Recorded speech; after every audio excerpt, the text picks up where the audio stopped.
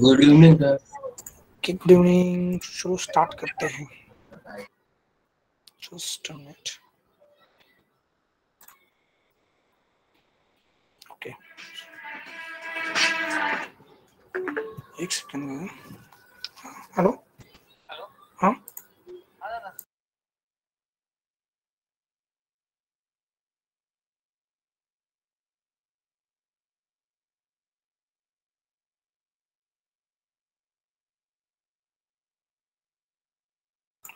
okay. So guys, we have completed Python, Django. Okay, some of the modules are still remaining. That means regular expression हो गया। एक second में आपको मेरा एक फ्लो देखते हैं, फिर हम स्टार्ट करते हैं। ठीक है, अरे इसमें ही क्या,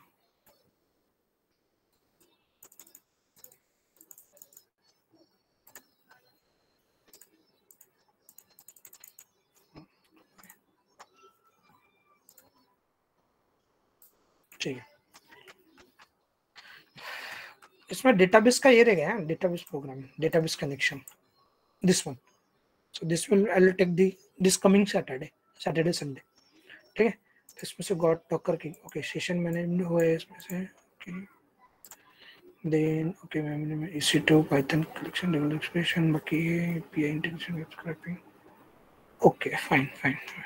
तो most of the part of अभी डिफरेंट टेक्नोलॉजी का ही बाकी है। अभी हमारा पाइथन का रिलेटेड मैक्सिमम हो गया है। ठीक है, जंगो का भी हो गया है, सिर्फ API का बाकी है। अभी API क्रिएट कैसे करना है वगैरह। आप स्टार्ट करते हैं exactly.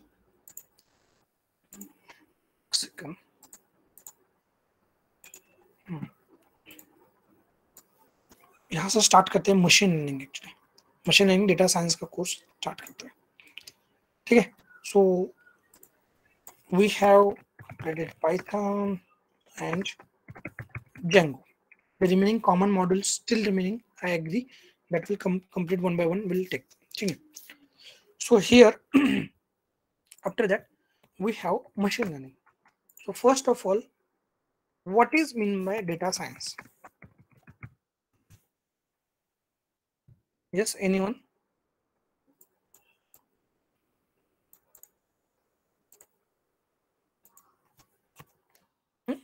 Study of data or applying science techniques to data. I mean, like statistics and all. Okay, we need to find out certain conclusions of analyzing the data. correct. That means we have some mathematical tools. Okay, so this mathematical tool we can apply on a data to find some insight. So we have the huge amount of data. Okay, so we can apply mathematical techniques on the data set, and we can find some insight, trends from that particular data set to grow the business or to improve the business standards or to take the decision. This is nothing but the data science. Applying science on the data, that's nothing. Okay, so it's include the mathematics, correct? The math is must. Without math or without data science, there is no machine learning or something data science. Sorry, without math and without data science nahi, data. So you should have math along with data. Okay, fine. So what is ML then? It's just an algorithms. Okay, so we have different types of algorithms. This algorithm made up from some logic. That logic can having some statistics. So we are nothing but we are implementing, we are integrating our data, or we are we can apply that algorithm on data to capture the information, trends with the help of algorithms. algorithm क्या करेगा, आपके data को एक frame बना के देगा, frame में fit करेगा। आप उसको ट्रेन करोगे डेटा को इनपुट देके एल्गोरिथम को, मशीन को वो ट्रेन हो जाएगा। बाद में we can test by using test set and then we can deploy। Okay, so deep learning, that is forming the neural network. That may be ANN, RNN, time series, CNN, and the combined AI is nothing but it's a subset or is combined study of ML, DL. That means we are just interpreting the machine to mimic as a, that means human. That is nothing but the AI. And the combined study is nothing but the data science. ये जो हम जिस machine learning की बात कर रहे हैं, deep learning की बात कर रहे हैं या एआई की, इस कंप्लीटली इसको पैकेज को बोलते हैं डेटा साइंस. तो जनरली डेटा साइंस के जो प्रोजेक्ट रहते हैं गाइस, उसका एंड टू एंड आपको एक साइकिल बताता हूँ, ध्यान से देखो. The every source system, it may be a bank, it may be any trading, it may be anything. Okay, suppose here we have a bank is a or source system. ध्यान से देखो, ये मैं जो यूज कर रहा हूँ ना, दिस सोर्स सिस्टम, और we can say operating systems, यहाँ पे ऑपरेट हो रहा है. ठीक है, तो suppose it's a bank. So bank application running and it's storing a data inside a database, or inside a file, inside files, or inside some different format, some temp file or something, alag formats. Okay, so this application stored the data into the some file or something on different format. There are different format. Source system, इसको हम source system data बोलते हैं, और इसको operational data भी बोलते हैं. इसको दो नाम है, कौन कौन सा है? एक ऑपरेशनल डेटा और सोर्स सिस्टम डेटा.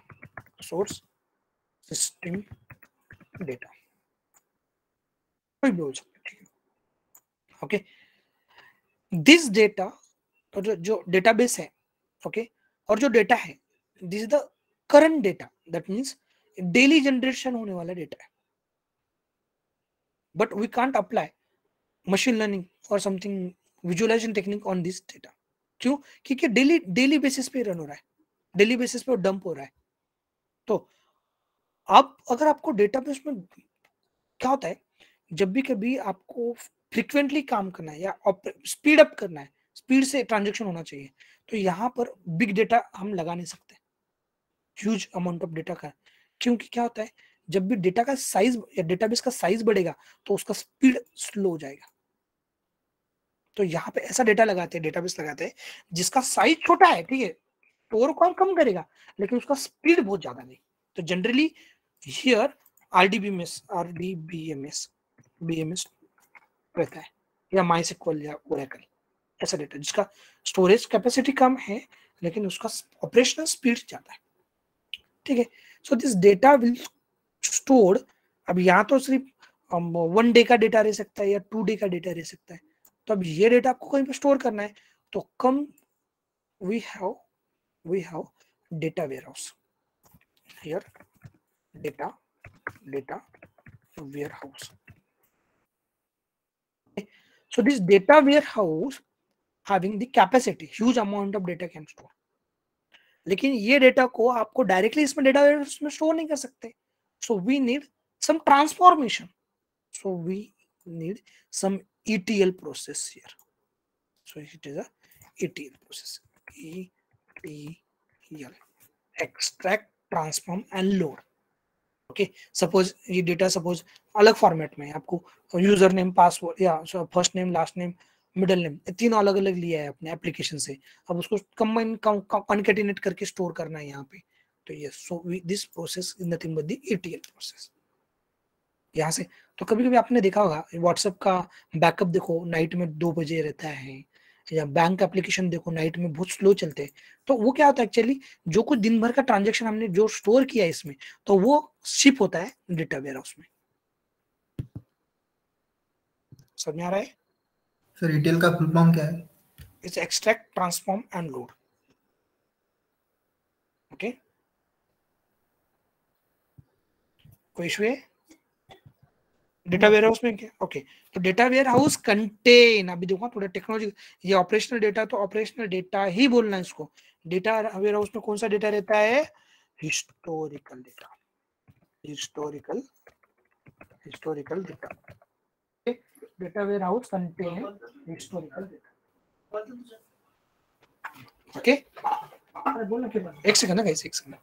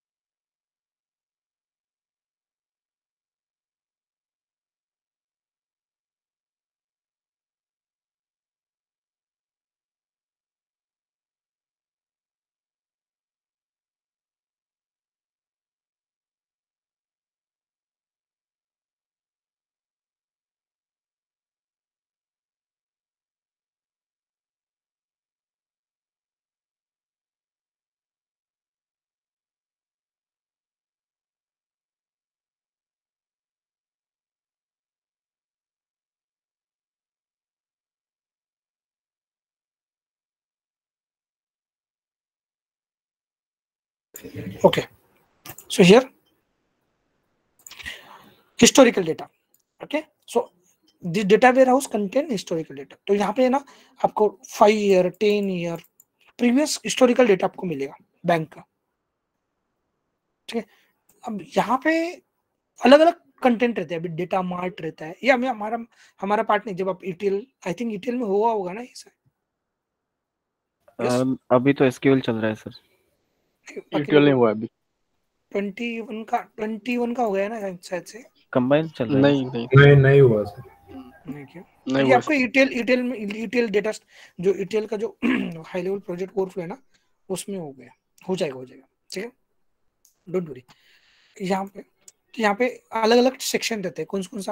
यहाँ पे डेटा मार्ट रहता है, यहाँ पे मेटा डेटा रहता है, डेटा अबाउट डेटा, इसका कोई लेना देना नहीं।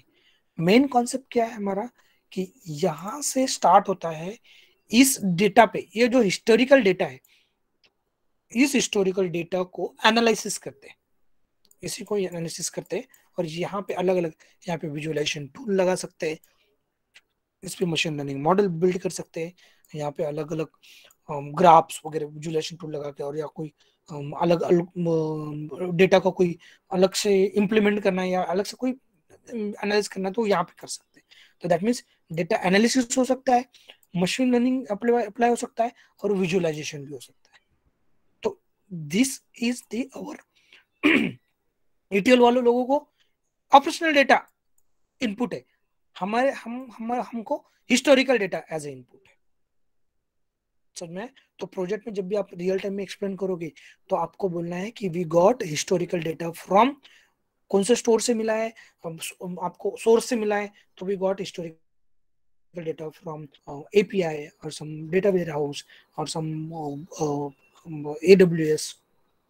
ओके, जब भी एनालिसिस करोगे आप, तो आपको डेटा तो विदाउट डेटा तो आप एनालिसिस नहीं करोगे, या विदाउट डेटा तो मशीन लर्निंग बिल्ड नहीं होगा।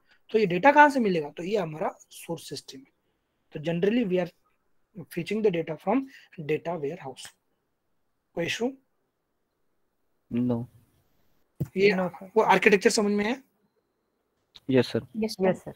हाँ, तो याद रखो कि दिस इज ऑपरेशनल डेटा और सोर्स सिस्टम। ये वर्ड फिक्स है गाइस, ये मेरे मन से जोड़े वाले वर्ड नहीं है, ये टेक्निकल वर्ड है। आपको मीटिंग में भी आपको बोलेगा मैनेजर कि we have operational data like this, but we in historical data there is one ambiguity और something conflict is there, so we need to check the ETL process. तो आपको वो फ्लो समझ में आना चाहिए दिमाग में कि उन्होंने क्या बोला है कि अपना अपना सोर्स सिस्टम का डेटा या ऑपरेशनल डेटा और हिस्टोरिकल डेटा इन दोनों में कहीं तो भी कॉन्फ्लिक्ट हो रहा है, तो हमें ETL का कोड चेक करना पड़ेगा कि एग्जैक्टली कैसा ट्रांसफॉर्म किया है। समझना है? तो आपको ये लेवल और ये फिक्स है, ऐसा कुछ नहीं। आप गूगल पे भी करोगे ना तो यही मिलेगा आपको, कोई उसमें भी ये नहीं देगा आपको। अगर सपोज में डेटा वेयर हाउस, तो यहाँ पे अगर मैं इमेज, सर ETL का जो डेटा है वो ऑपरेशनल डेटा रहेगा ना? ETL का डेटा नहीं, ETL का डेटा नहीं, ETL is a process, ETL का कोई डेटा नहीं रहेगा। ETL itself is a process। Okay, मतलब वो जो डेटा आएगा ऑपरेशनल डेटा वो ETL में प्रोसेस करके, हाँ ETL एक प्रोसेस कर। ETL में क्या रहता है, अलग अलग जॉब रहते हैं। ETL में कोई बड़ा रॉकेट साइंस नहीं है, ये एक्चुअली डेटाबेस का ही पार्ट है। आप जो डेटाबेस सीख रहे हो ना उसी का पार्ट है। आपने ट्रिगर सीखा है, कर्सर सीखा है। ट्रिगर क्या करेगा, जैसे ही 2 बज गए कि आपका ट्रिगर वो SQL का स्क्रिप्ट एग्जीक्यूट होना स्टार्ट करेगा। एग्जीक्यूट में क्या करेगा कि आपने सोर्स सिस्टम डेटा, आप उसका पाथ, उसका यूजर नेम पासवर्ड, कनेक्टिविटी, उसका सेलेक्ट स्टेटमेंट जो जो लेना है वो वहां से डंप करोगे इधर, खत्म। एकदम सिंपल है। अगर किसी ने बोला मुझे ETL पढ़ा तो ETL भी पढ़ा सकता हूँ मैं, वो कुछ, क्योंकि ETL का स्क्रिप्ट हमने लिखा है वो। और ETL कोई बड़ी टास्क नहीं, बड़ा कोई था आपको लग रहा है कि ETL बहुत ऐसा कुछ है, नहीं, कुछ नहीं। डेटाबेस वाला ही ETL का टास्क लिखता है, याद रखो। विदाउट डेटाबेस ETL का एक ई भी नहीं लिख सकते हो आप, समझे? तो डेटाबेस ये मस्त है, ठीक है। तो यहाँ पे दिख रहा है आपको, देखो ये ऑपरेशन, देखो ये है ना, सिखा दो ना फिर ETL। ठीक है। टाइम परमिट्स करते हैं। क्या क्या पढ़ोगे यार, 5 बैचेस ले रहा हूँ मैं, पता है क्या अभी।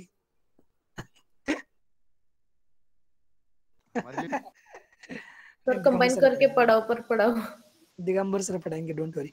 नहीं पढ़ा मैं हूँ, क्योंकि मेरा करंटली प्रोजेक्ट में मैंने बोला ना जांगो का भी है, ETL का भी प्रोसेस चल रहा है, ठीक है। तो उसमें मैं आपको स्पेशली मुझे जांगो का दिखाना है आपको। मैंने जो टास्क अभी ऑलमोस्ट हो गया है, वो स्क्रम भी कंप्लीट, टिकट भी क्लोज कर दिया मैंने, ठीक है। वो दिखाऊंगा मैं आपको, ठीक है। तो यहाँ पे देखो डेटा सोर्स देखो कौन कौन सा है। ऑपरेशनल सिस्टम दिखा ना, ERP, CRM, फ्लैट फाइल्स, इसी को उन्होंने किया कि इसको स्टेजिंग एरिया बोल सकते हैं, ठीक है, कोई इशू नहीं, इसको स्टेजिंग एरिया। तो यहाँ पे क्या क्या हो रहा है देखो, एक्सट्रैक्ट, ट्रांसफॉर्म, लोड हो रहा है। किसमें लोड हो रहा है, डेटा वेयर हाउस में। तो यहाँ पे मेटा डेटा है, summary data, raw data.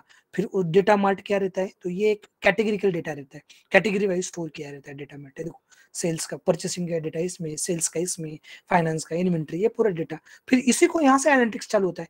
Analytics हो गया, यहाँ पे रिपोर्टिंग हो गया, माइनिंग हो गया, उसके बाद में मशीन लर्निंग हो गया, ये पूरा यहाँ से स्टार्ट होता है, समझ में। अब इसमें आपको इंटरव्यू में मैक्सिमम इसमें 2 क्वेश्चन रह सकते हैं। What it mean by OLAP and what it mean by OLTP, ये रहेगा। बोलो,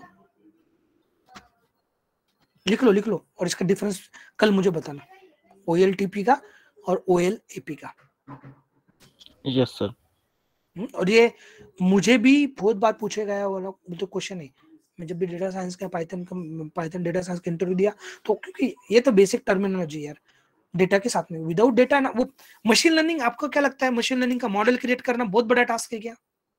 मशीन लर्निंग का मॉडल क्रिएट करना कितने मिनट का टास्क है, पता है कितना मिनट का टास्क है? आपको क्या लगता है कि मशीन लर्निंग मॉडल क्रिएट करना, आपने बहुत बार सुना है कि मशीन लर्निंग का मॉडल क्रिएट किया, कितना बड़ा टास्क है? It just for 10 minutes, not more than that.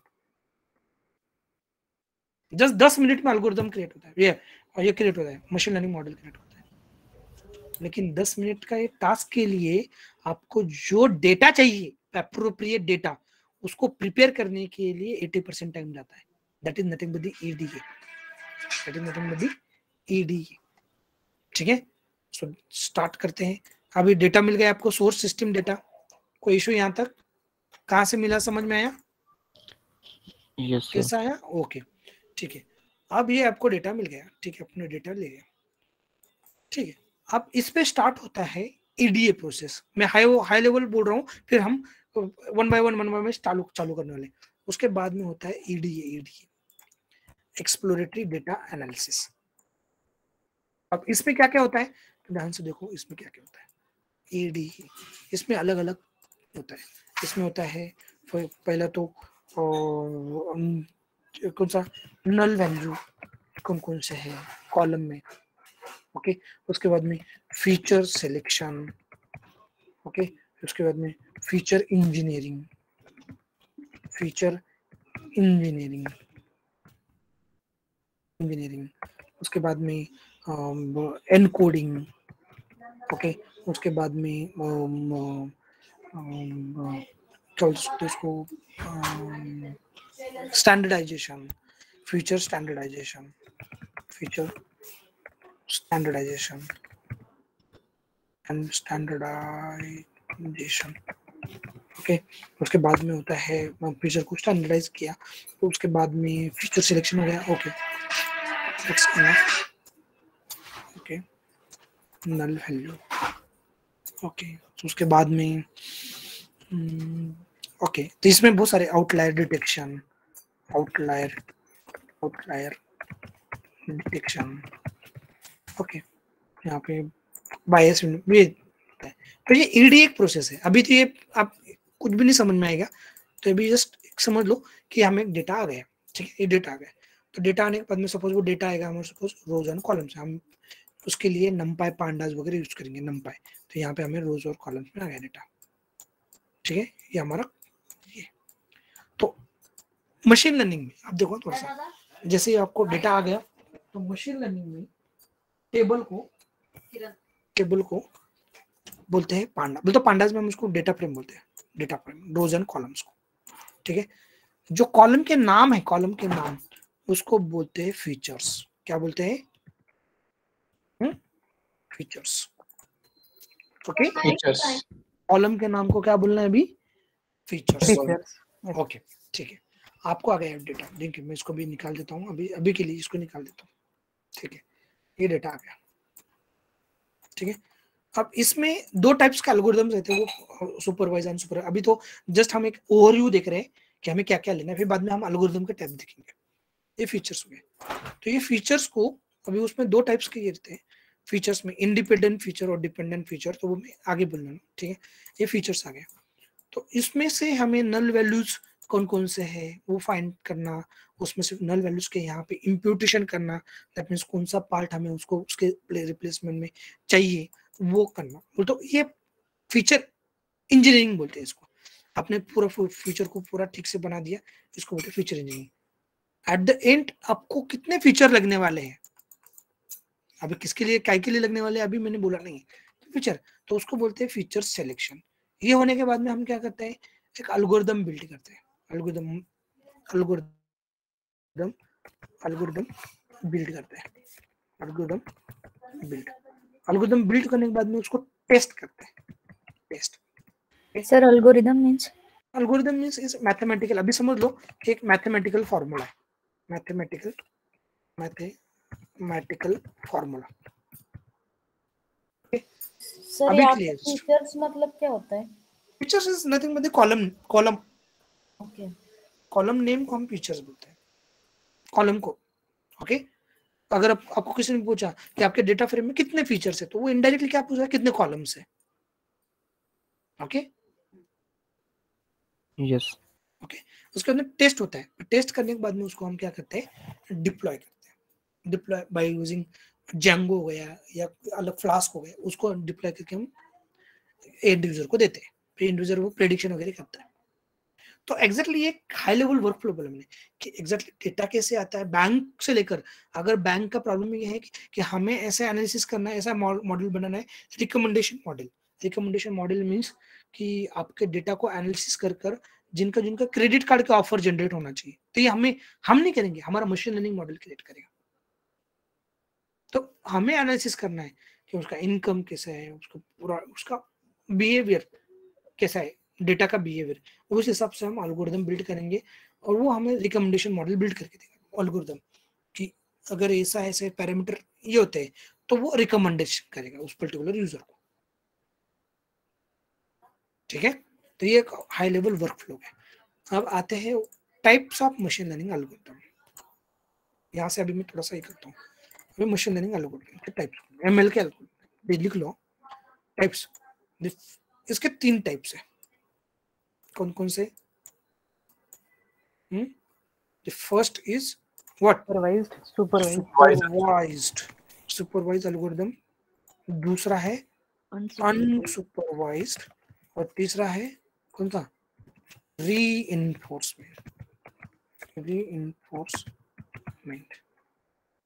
Okay, तो इसको हम जनरली ये नहीं दिखते, मैंने भी नहीं काम किया इसमें रीइंफोर्समेंट में।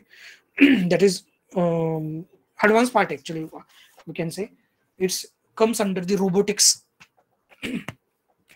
self learning machines में आता है, ठीक है। तो यहाँ पे सुपरवाइज एल्गोरिथम, अभी सुपरवाइज क्या रहता है, अनसुपरवाइज क्या रहता है, वो थोड़ी देर में पता चलेगा आपको। सुपरवाइज में 2 टाइप्स के रहते हैं, कौन कौन सा बोलो?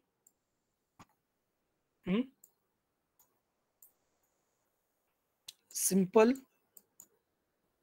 सॉरी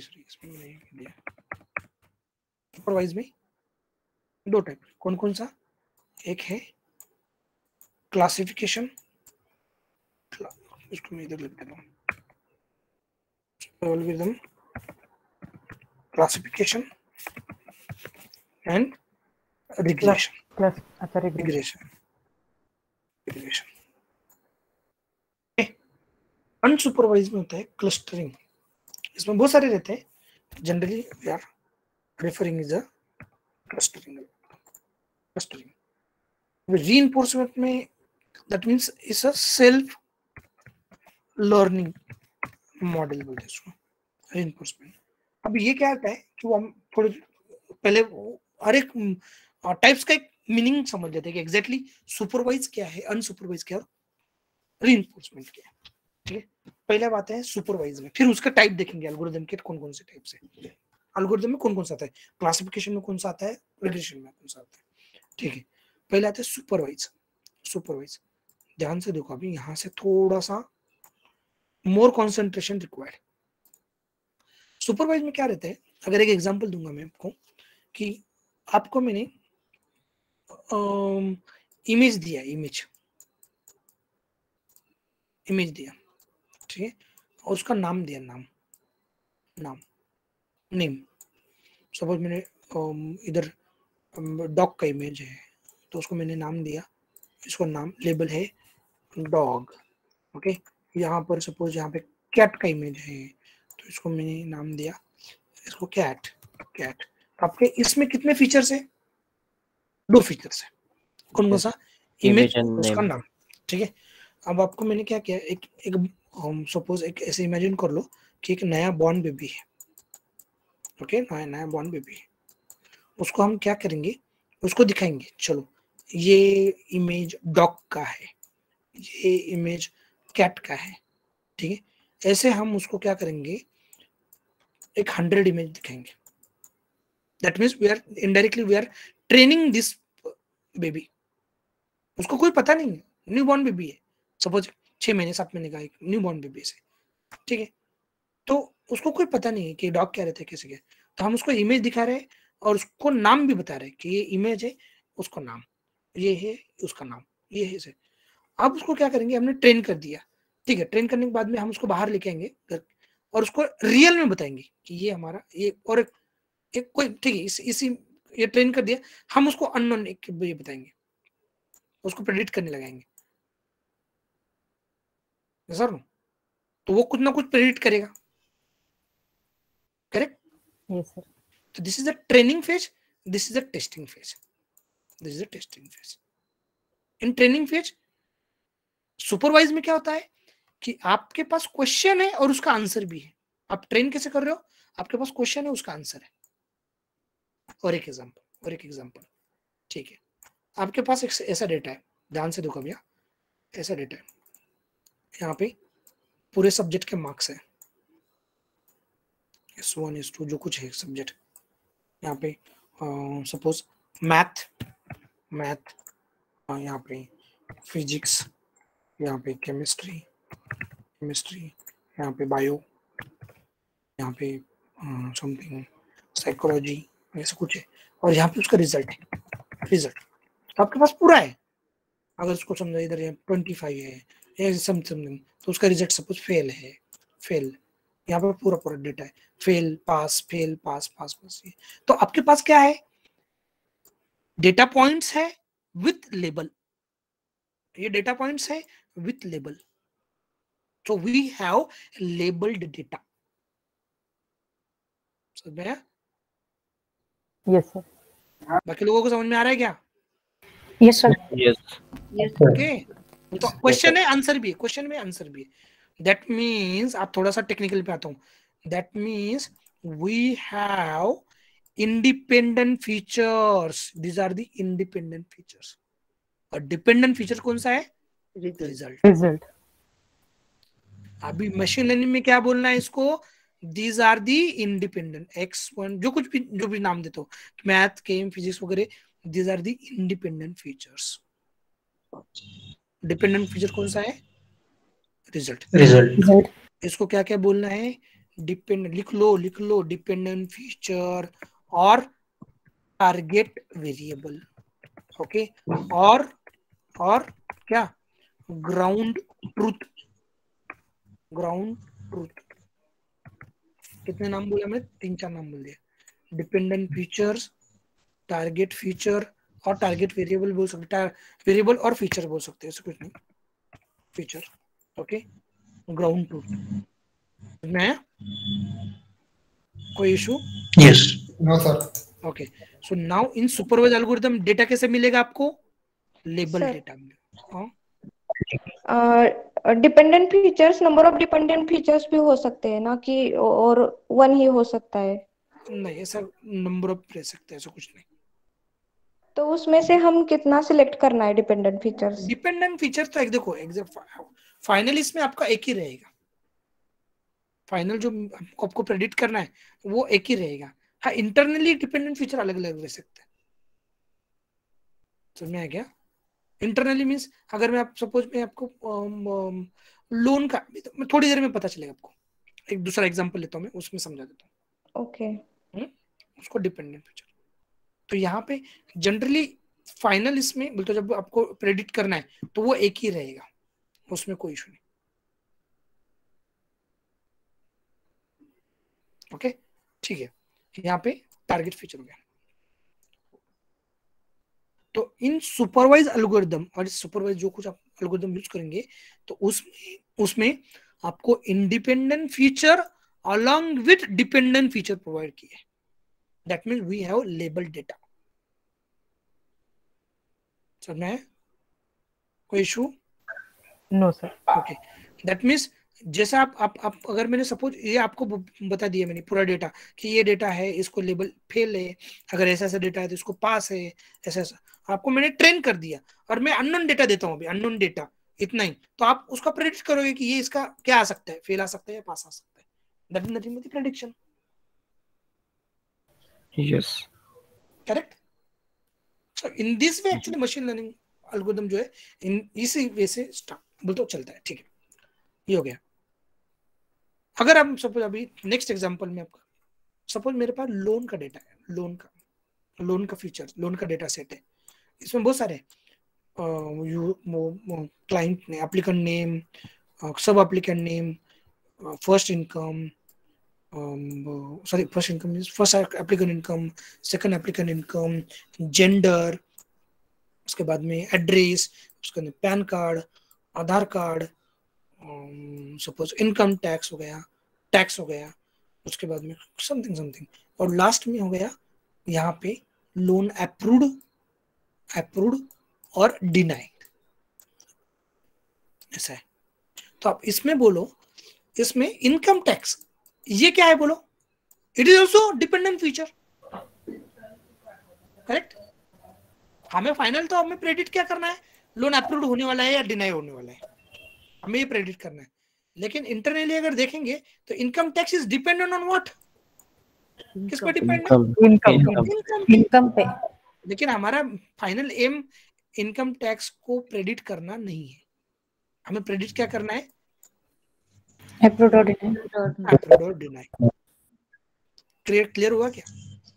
इंटरनली डिपेंडेंसी रहता है, लेकिन Yes, sir. उससे हमें कोई लेना देना नहीं है, हमें फाइनल आउटपुट जो है वो प्रेडिक्ट करना है। तो हमारे पास ऐसा डेटा सेट रहेगा, तो यहाँ पे ये हो गया इंडिपेंडेंट फीचर, और this final feature is nothing but the dependent feature. We need to predict the dependent feature. So when we have target feature, जब भी आपके पास टारगेट फीचर रहेगा तो ऑलवेज यूज कौन सा एल्गोरिथम यूज होगा वहां पे? Supervise algorithm. सो इन सुपरवाइज एल्गोरिथम क्या है? इन supervise algorithm label target feature import And independent way. Data is labeled. Yes, data is labelled. ठीक है, अब सुपरवाइज एल्गोरिथम में, सुपरवाइज में दो टाइप है। कौन कौन सा है? एक है कौन सा? Classification. रिग्रेशन, और दूसरा है classification. Classification. Regression and classification. अब रिग्रेशन में क्या होता है? रिग्रेशन में वी नीड, अब देखो अब यहाँ पे भी थोड़ा सा ध्यान सुनो, एक दिन में इतना बोलूंगा तो चलेगा क्या? समझ में आएगा ना? चलेगा। हाँ सर पूरा सेमेस्टर पढ़ा तो भी इतना समझ में नहीं आ रहा था जितना अभी समझ में आया। सर तो भी मैंने आज, हाँ क्या बोले? ऑप्शनल था मेरा। ऑप्शनल था क्या? हमको कंपलसरी था सर ये, बट समझ में नहीं आता था, सिर्फ 40 मार्क्स निकालने के लिए पढ़ते थे। हमको तो था ही नहीं इधर मैकेनिकल को तभी। तो भी समझ में आ रहा है? हाँ सर, हमको तो था भी नहीं। इंटरेस्टिंग है मैकेनिकल वालों को। इंटरेस्टिंग है। तो भी मैंने ना बहुत बोल तो पता नहीं, मुझे वो वे से नहीं जिस वे से समझाना था ना, मैंने पहले बैच को बहुत बढ़िया, पहले मींस आपके प्रीवियस बैच थी ना 18-19 की, उनको बराबर मैंने घुमा फिरा के बराबर सुपरवाइज में लाया था। वो एग्जांपल मेरे भी याद नहीं आ रहे, तो मैंने बहुत सारे एग्जांपल दिए थे उनको कि ऐसा ऐसा रहता है रियल टाइम। हम रियल टाइम में ये मशीन लर्निंग एल्गोरिथम यूज करते हैं। बोलते हो आप अगर देखो ना, अभी नया थिंग, आपको आपके ब्रेन को ट्रेन करते हो और अननोन डेटा पॉइंट आते हैं, उसको प्रेडिक्ट करते हैं कि ये ऐसा हो सकता है। फिर याद आया तो कल बताना। डेफिनेटली। ठीक है, तो यहाँ पे देखो, अभी ध्यान से देखो, यहाँ पे आपका वे ऑफ डिलीवरी बहुत डिफरेंट है ना, ऑसम लेवल का एकदम। Thanks for your feedback, definitely it will help me. ऐसा ही अच्छा रहते सर आप। थैंक्स। तो यहाँ पे देखो, अभी आपको जो अब डेटा आएगा वो आएगा टेबल के फॉर्मेट। ठीक है, ये हो गया फीचर्स, ये अगर फीचर FOF, ये हमारा टारगेट। सर सुपरवाइज मतलब कि लेबल्ड डेटा क्या? Correct, label data. आपको जब डेटा आएगा ना, उसके साथ में ये अनसुपरवाइज आएगा और टारगेट फीचर भी आएगा। तो ये हो गया हमारा डेटा। ये कौन सा? तो इसका डेफिनेटली आपको क्या करना है, इसमें कौन सा एल्गोरिथम लगाना है? Supervise algorithm. क्वेश्चन आएगा, आंसर भी आएगा, क्वेश्चन आएगा, आंसर आएगा। तो आपको कोई क्वेश्चन पूछेगा तो आपके पास जो डेटा है, हिस्टोरिकल डेटा, उसका ट्रेंड देखकर आप उसको प्रेडिक्ट करोगे कि वो क्या आएगा, उसका क्या आ सकता है। अभी अपने जो आप मार्क्स देखा, मार्क्स तो आपको पता है कि 25 मार्क्स आता है तो वो फेल हो जाएगा, बराबर है। तो अगर आपको किसी ने अननोन डेटा दिया और उसमें कोई 25 है, तो आप ऑटोमेटिकली क्या प्रेडिक्ट करोगे? उसको फेल प्रेडिक्ट करोगे, करेक्ट। आपके पास उसका डेटा है ना, आप तो ऑलरेडी डेटा है, तो आपको पता है कि 25 मींस फेल रहता है, लेकिन मशीन को नहीं पता है ना। तो मशीन के आप क्या कर रहे हो? मशीन को बता रहे हो, मशीन को ट्रेन कर रहे हो। फिर अननोन डेटा देख के देख रहे हो कि मशीन ने जो डेटा दिया था उसको ठीक से उसने पढ़ा क्या, उसने पूरा ठीक है, उसने उसको ट्रेन किया क्या। फिर अननोन डेटा देंगे, फिर वो आउटपुट देगा हमें कि यस ये करेक्ट है या नहीं, फिर हम उसको टेस्ट करेंगे। अभी तो बहुत सारा सीखना बाकी है, जस्ट मैं एक ओवरव्यू दे रहा हूँ। जब इंटरनल घुसेंगे ना उसमें, तब आपको और ज्यादा समझ में आएगा। ठीक है, अब आते हैं इस पे। ठीक है, जब कभी आपको टारगेट फीचर, अभी देखो टारगेट फीचर दो टाइप का रहता है। अभी मैं कल ही आपका टाइप्स ऑफ डेटा वगैरह वगैरह बताना, जो इसका वे है ना पढ़ाने का। तो ये मैंने हाई लेवल वर्कफ्लो बोल रहा हूँ, उसके बाद में हम स्टार्ट करेंगे फ्रॉम पांडास, क्योंकि पांडास को, विदाउट पांडास हम डेटा फ्रेम नहीं क्रिएट कर सकते, विदाउट पांडास हम उसको फीचर को मैनिपुलेट नहीं कर सकते। तो सबसे पहले हमें सीखना पड़ेगा पांडास, उसके बाद में हमें सीखना पड़ेगा नमपाई, तो उसके बाद में विजुअलाइजेशन करने के लिए हमें सीखना पड़ेगा मैटप्लॉटलिब, फिर उसके बाद में हमें सीबॉर्न सीखना पड़ेगा, सीबॉर्न। ये फ्लो है, कम से कम ये 8 दिन तो चलेगा ही, ये इतना सीखने के लिए, 4 लाइब्रेरी सीखने के लिए, ठीक है। फिर हम जंप करने वाले हैं लीनियर रिग्रेशन में, लीनियर रिग्रेशन, फिर लॉजिस्टिक रिग्रेशन, टाइम परमिट करता है तो फिर डिसीजन ट्री लेता हूँ, और लेंगे तो फिर हम इनसिम्बल टेक्निक लेते हैं और रैंडम फॉरेस्ट वाला डेफिनेटली। SVM होता है क्या सर? हाँ, vector mechanism, support vector machine, SVM। अगर लेना है तो ले सकूँ, कोई इशू नहीं। अगर मेरे बैच का अगर टाइमिंग का इशू नहीं होगा तो मैं डेफिनेटली, जब तक मेरा नया भी टाइम का कंजेस्टेड नहीं होता ना, तब तक जितना मशीन लर्निंग मुझे आता है ना, तो मैं डेफिनेटली डिलीवर करूंगा। ओके, ठीक है। SVM या support vector machine, actually support vector machine SVM important है क्या बहुत? अरे नहीं, इसमें सबसे ऐसा कोई इंपॉर्टेंट है या कोई लेस इंपॉर्टेंट नहीं है।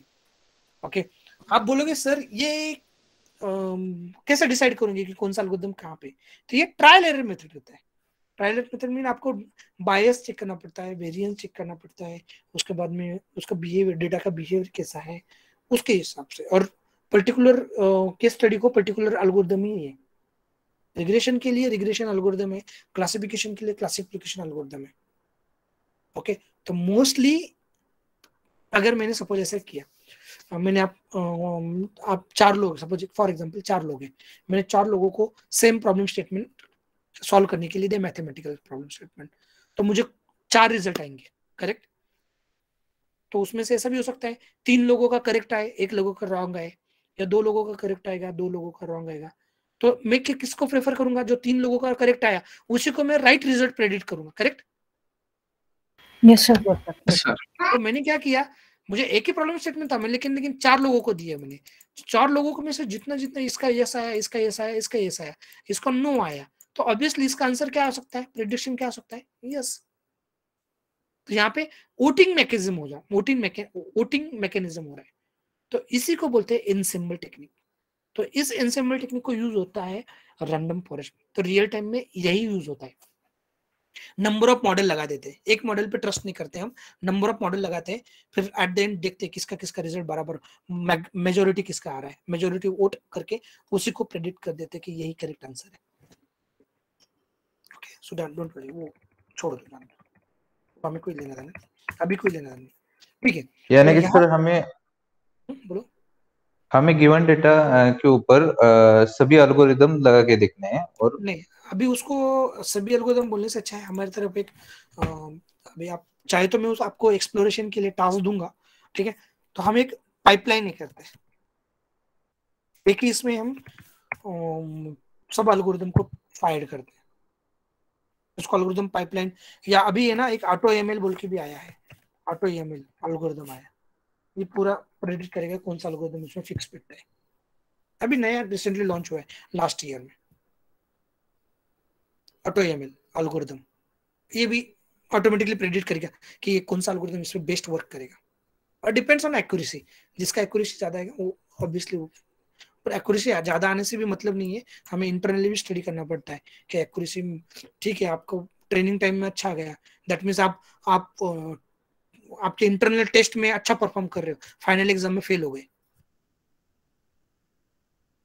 इंटरनल में आपको 20 आउट ऑफ 20 आ गए मार्क्स, फाइनल एग्जाम में 100 आउट ऑफ 10 आ गए, ये क्या गया, मॉडल सक्सेसिव आ गया हमारा?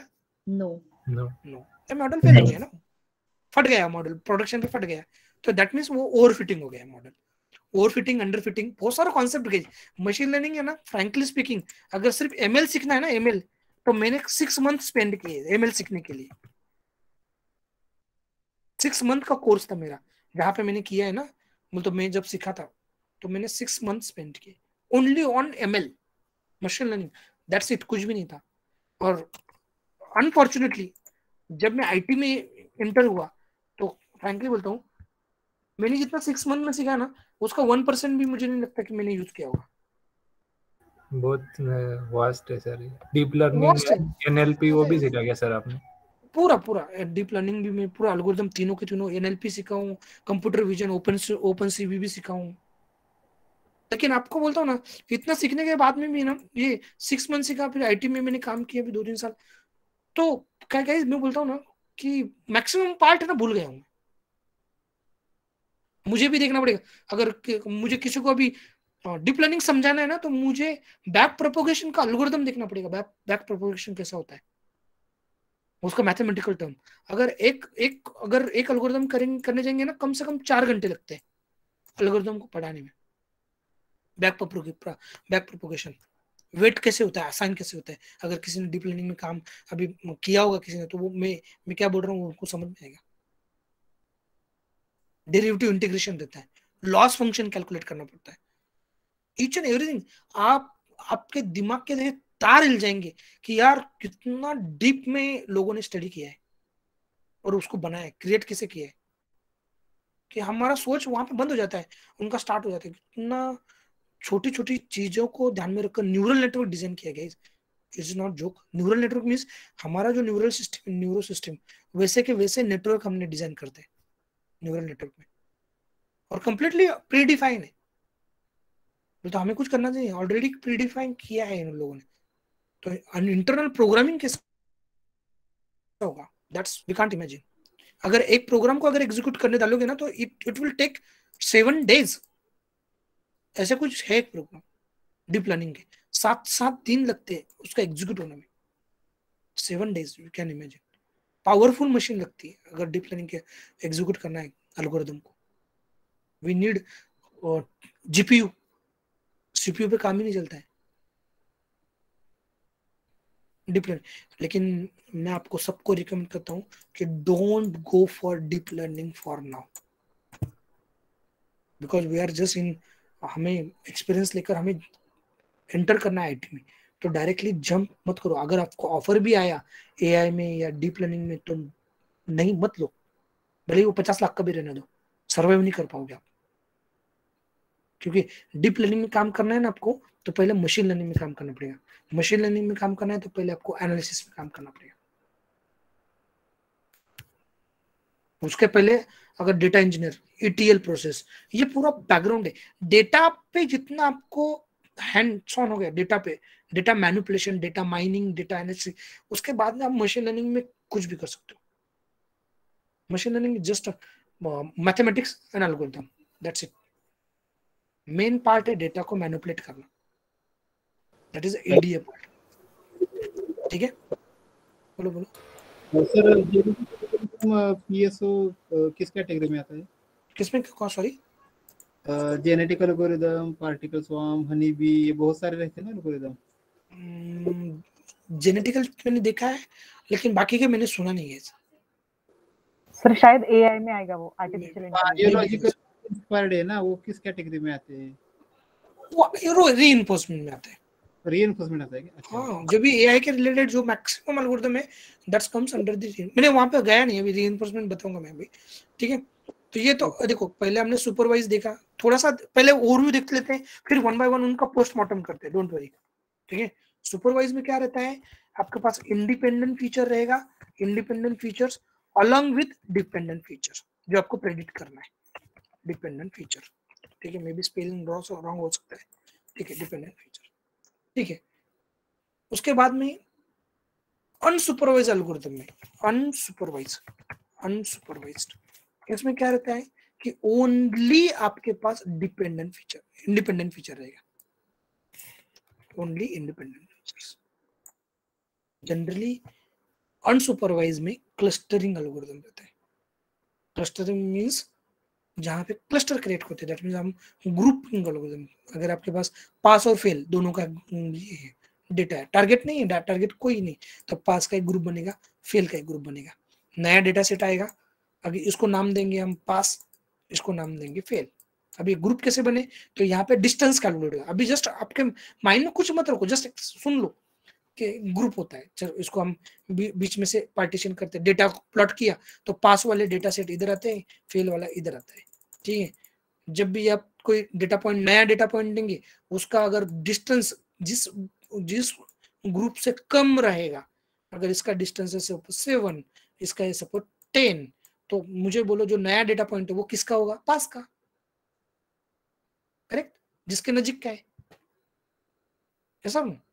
डिस्टेंस में डिस्टेंस कैलकुलेशन, अगर मैं 2 सिटी है, 2 सिटी में रहते हो आप, दो सिटी में सपोज ऐसे है, तो अगर यहाँ से मुंबई पुणे है, मुंबई पुणे, ये मुंबई पुणे, ये तो यहाँ से 20 किलोमीटर पुणे है और यहाँ से आपका 100 किलोमीटर मुंबई है, तो you are belong to which group और विच सिटी?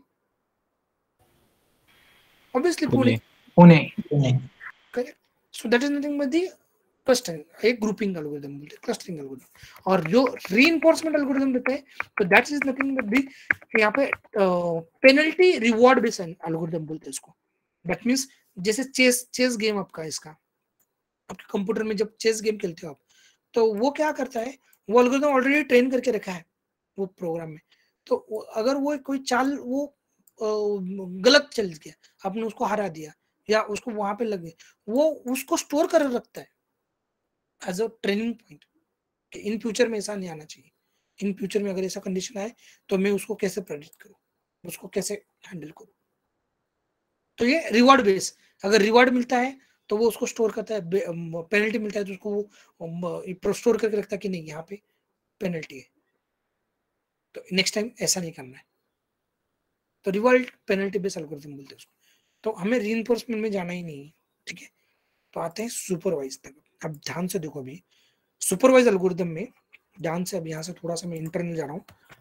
सुपरवाइज में हमें दो टाइप्स है, दो टाइप्स. कौन कौन सा?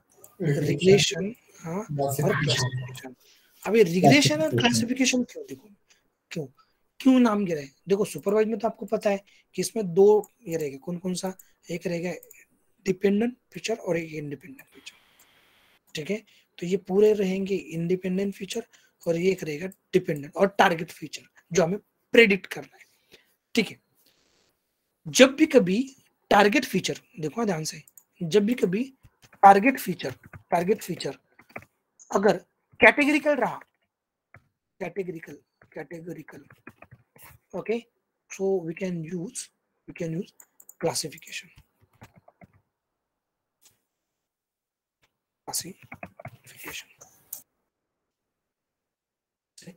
Category means true, false, 1 0, pass fail. समझ में? उसके बाद में कौन सा क्या है? yes no. Categorical, high low या लो हाई मीडियम, ये क्या है? कैटेगरिकल. कलर ब्लैक रेड वगैरह, तो यहाँ पे कैटेगरी बन रहा है डेटा का. तो we just follow the, if your target feature is categorical, blindly use classification. कोई इशू नहीं, क्लासिफिकेशन यूज करना है. अगर आपका टारगेट फीचर कंटिन्यूअस है, अभी एक बोलोगे सर ये क्या रहता है, ये डेटा का टाइप है, कल ही देखने वाला है. डेटा टाइप कौन कौन से रहते हैं, कैटेगरिकल और कंटिन्यूअस. तो अगर आपका टारगेट फीचर कंटिन्यूअस है, कंटिन्यूअस, तो we can use regression. Continuous means अगर आपका सपोज आपके टारगेट फीचर सपोज इसमें सेल्स है या आपका टेम्परेचर है या एनुअल इनकम है या एनुअल बजट आपको प्रेडिक्ट करना है, तो that means we can use regression.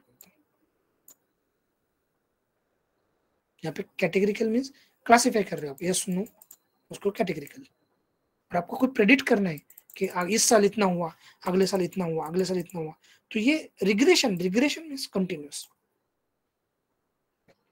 Salary आपको प्रेडिक्ट करना है, कौन सा एल्गोरिथम आएगा? रिग्रेशन. क्योंकि कैटेगरी सैलरी का कैटेगरी नहीं बढ़ सकता ना कंटिन्यूअस में.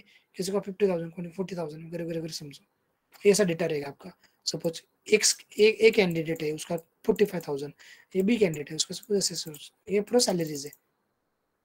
आपको प्रेडिक्ट करना है, या ईयर है, पॉपुलेशन, इस ईयर में इतना पॉपुलेशन था, इस ईयर में इतना पॉपुलेशन, इसमें इतना पॉपुलेशन, तो 2025 में कितना पॉपुलेशन रह सकता है, तो आपको प्रेडिक्ट करना है वैल्यू.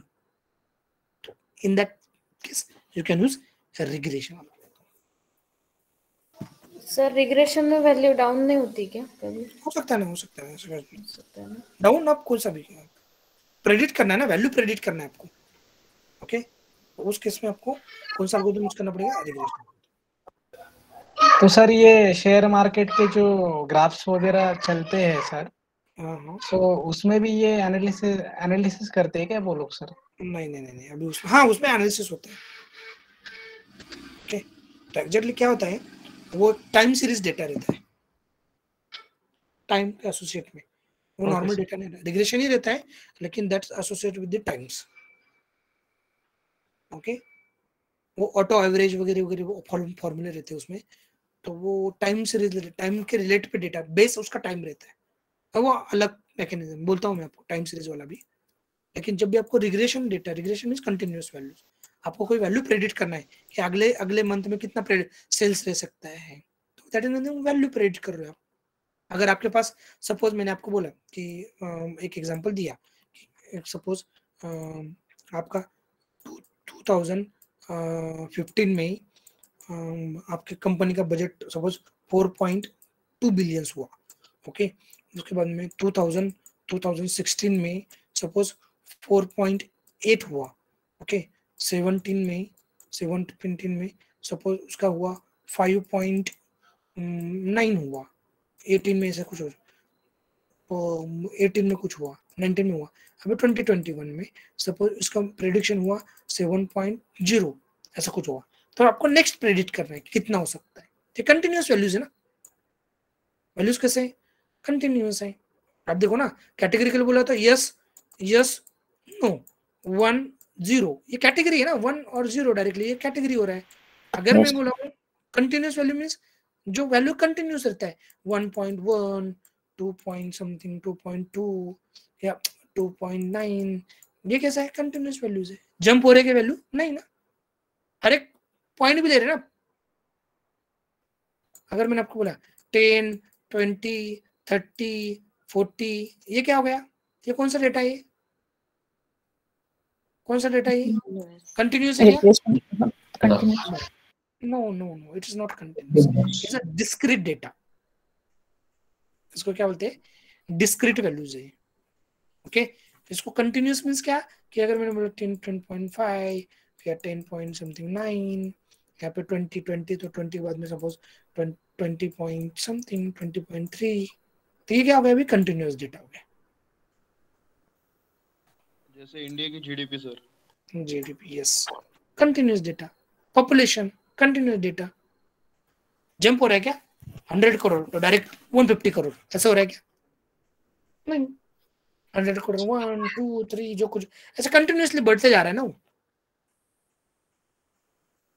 सर आपका जो प्रोजेक्ट है उसमें कौन सा एल्गोरिथम यूज करते हैं? हम रैंडम फॉरेस्ट यूज करते हैं, रैंडम फॉरेस्ट यहाँ पे नहीं विद ऑटो होता है क्या एमएल। फिर, रिग्रेशन वाला नहीं होता है यहाँ पे? हाँ नहीं होता है ऐसा कुछ नहीं, रिग्रेशन वाला भी यूज होता है। ओके, रिग्रेशन भी होता है, क्लासिफिकेशन वाला भी होता है, डिपेंड्स ऑन दी सिनेरियो, कौन सा सिनेरियो है आपका, दोनों भी यूज होता है, ऐसा कुछ नहीं। ठीक है सर वो कैटेगरी में हमेशा 2 ही कंडीशन होंगे या 1 और 0 हाई और लो? नहीं, वो बहुत सारे रह सकते हैं सर क्लासिफिकेशन में भी फिर अलग अलग रहती है, तो वो थोड़ा कंफ्यूजन हो रहा है सर, क्लासिफिकेशन और इसमें क्या होला काय झालं बोल बताओ। ओके बोलो सर, वो क्लासिफिकेशन और कैटेगरी में थोड़ा कंफ्यूजन है, जैसा कैटेगरी यानी 1 और 0 हाई, इसको ही अपन कैटेगरी बोलते हैं कि जहाँ पे सिर्फ 2 कंडीशन होती है। यस कैटेगरी यस, नहीं 1 0 हाई लो मीडियम, ये कैटेगरी हो गया ना। अगर मीडियम 0.0 मीडियम 0.2 मीडियम 0.3 ऐसा कुछ कर सकते हैं आप, जंप हो रहा है ना वो। ओके करेक्ट, बट ठीक है, और एक एग्जांपल, ठीक है और एक आपको एकदम तुरंत में समझ में आएगा। अभी देखो, अगर मैंने ऐसे किया, देन अब आप भी बोलो, सब बोलो। अभी यहाँ पे मैंने किया नेम, ये मेरा एक फीचर है, उसके बाद में सपोज सैलरी, ओके, उसके बाद में सपोज एज, ओके, उसके बाद में सपोज जेंडर, उसके बाद में सपोज चाइल्ड या डिपेंडेंस, चाइल्ड बोलते हो चाइल्ड, और उसके बाद में सपोज इनकम, सैलरी इनकम, ठीक है, एनुअल इनकम होता है। एक सेकंड है,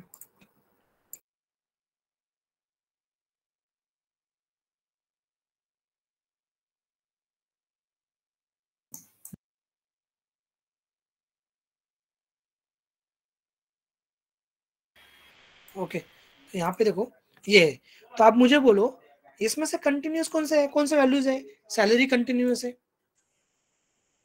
करेक्ट? यस ऐसा ऐसे तो रहेगा कि 10,000 के लिए 20,000 ऐसा थोड़ी सैलरी मिलता है, 10,150 समथिंग, करेक्ट? एज कंटिन्यूस है, gender categorical, child category continuous रहेगा क्या? नहीं I have 2.5 children. मतलब एक आधा ही। आप समझ में आया क्या? Yes sir. अच्छा, आधे चाइल्ड से समझ गया। इनकम क्या रहेगा? कंटिन्यूस ओके, अपने पास हर टाइप का इंजेक्शन है।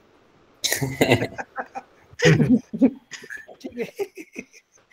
सर अभी नेम जैसे फील्ड के लिए क्या आएगा, फिर कौन सा टाइप आएगा? नहीं, ये अभी देखो नेम जो रहता है ना, अभी ये जो डेटा रहेगा ये एक्चुअली कैटेगरिकली है, क्योंकि हर एक नेम अलग अलग है ना, लेकिन जनरली मैं अभी कल आपको एग्जैक्टली प्रोसेस समझाने वाला हूँ ईडीए का, तो आपको समझ में आएगा कि जब नेम आया तो नेम कुछ काम का है या नहीं। नेम हो गया, एड्रेस हो गया, मोबाइल नंबर, कुछ काम की नहीं, तो वो हमें ड्रॉप करना पड़ता है। तो ये that's comes under the feature selection. Okay prediction तो हमारा हाँ? हमारा ज्यादा फोकस ये कैटेगोरिकल या कंटिन्यूअस ऐसे टाइप के डेटा पे रहता है मशीन लर्निंग में। यस ऑलवेज ओके 99.99% या 100% भी बोल सकते हो कि we are only focus on the continuous and categorical variable. Okay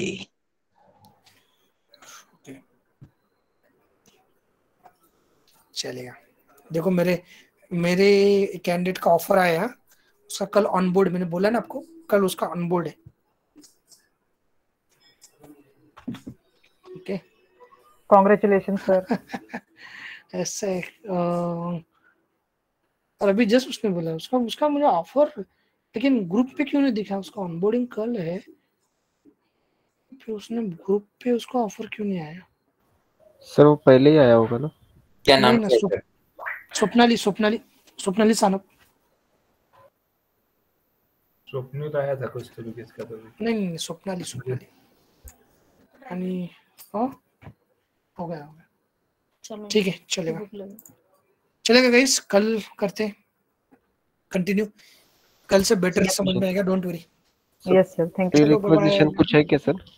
प्रीरिक्विजिशन कुछ भी नहीं, ब्लैंक माइंड से बैठना है। ओके सर ओके अभी ये वर्क फ्रॉम होम एक्सटेंड हो जाएगा क्या? यस माइक्रोन कौन सा आ गया ना अभी न्यू वायरस, ओमिक्रॉन। तो इसका एडवांटेज उठाओ और अच्छा से पढ़ाई करो। चलो बाय बाय। पाइथन जांगो को भूलो मत, लेकिन यस सर। सर जांगो कितना लगता है इसमें मशीन लर्निंग?